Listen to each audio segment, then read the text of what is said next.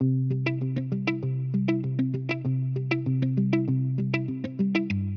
2024, ça a été une année déjà record en termes de financement, puisqu'on a accordé 1,3 milliard d'euros de financement à l'économie locale. C'est 12% de plus que l'année dernière.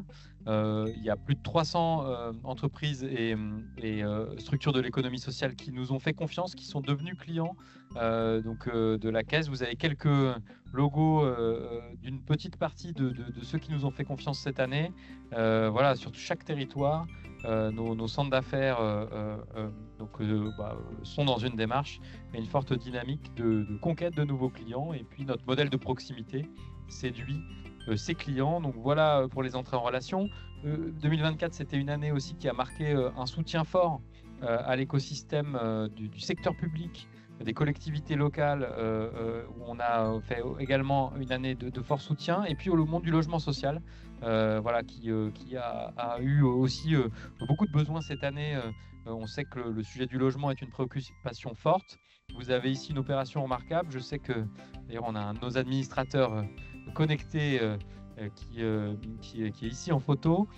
Donc c'est un prêt à impact qu'on est fier d'avoir réalisé avec Domo France il y a 2 ans, et chaque année on a à cœur Domo France a choisi de remettre la bonification qui lui est due dans le cadre de ce prêt impact, donc un prêt vertueux au bénéfice d'une association qui est l'association France Handicap. Donc voilà, vous avez une belle illustration, ça montre aussi notre implication dans le logement social, et puis l'implication de nos partenaires qui ont de forts engagements en matière de RSE.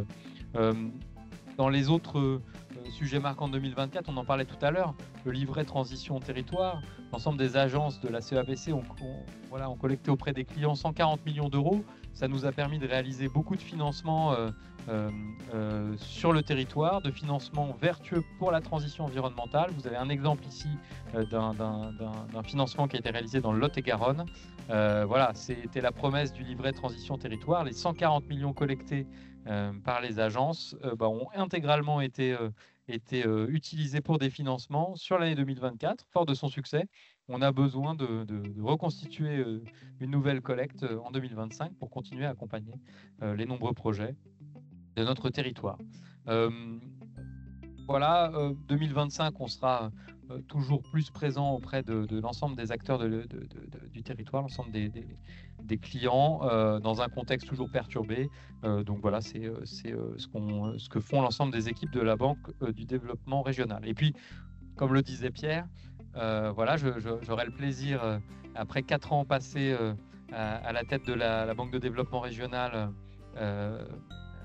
et où j'ai pris beaucoup de plaisir à animer l'équipe des 160 collaborateurs. Prendre le relais de Pierre est à la fois un challenge et un grand plaisir aussi de continuer mon engagement auprès de vous tous sur le pôle finance. Et puis je passerai donc le relais à Déborah Cheruot, qui est actuellement la directrice du développement, qui travaille avec moi et qui prendra ma suite à compter du mois d'avril, donc un nouveau membre du directoire.